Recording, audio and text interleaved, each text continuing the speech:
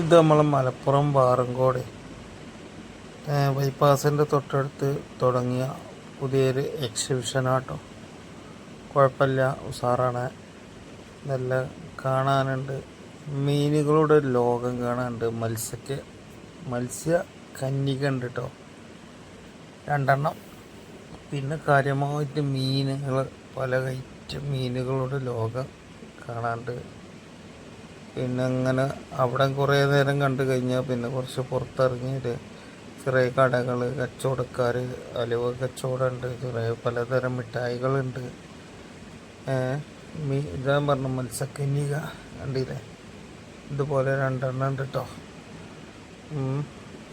പിന്നെ കുട്ടികൾക്കുള്ള പല ഐറ്റംസ് റൈഡുകളൊക്കെ കാര്യങ്ങളൊക്കെ ഉണ്ട്. യന്ത്രൂഞ്ഞാലുണ്ട്, വേറെയുള്ള കുറേ കാര്യങ്ങളുണ്ട്.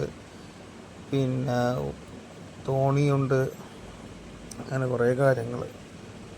അപ്പോൾ എല്ലാവരും ഒന്ന് പോയി കണ്ട് നോക്കി. എനിക്ക് പോയിട്ട് ഇഷ്ടപ്പെട്ടു കേട്ടോ, കണ്ടിട്ട് നല്ല ഇഷ്ടപ്പെട്ടു. എല്ലാ ആളും ഉണ്ട്, കുഴപ്പമില്ല, ഉഷാറായിട്ട് പോകുന്നുണ്ട്.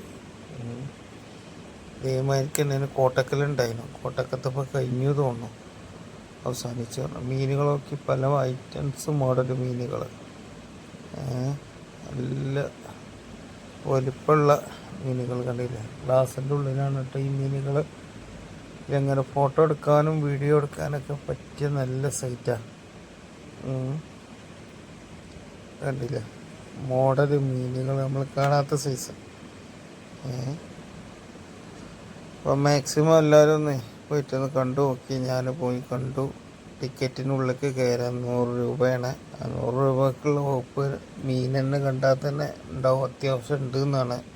പിന്നെ അതിൻ്റെ ഉള്ളിൽ കയറിയാൽ ഓരോ റൈഡിനും ഓരോ ചാർജ് കൊടുക്കണം എന്നാണ്, അങ്ങനെയാണ് പറയണ്ടത്.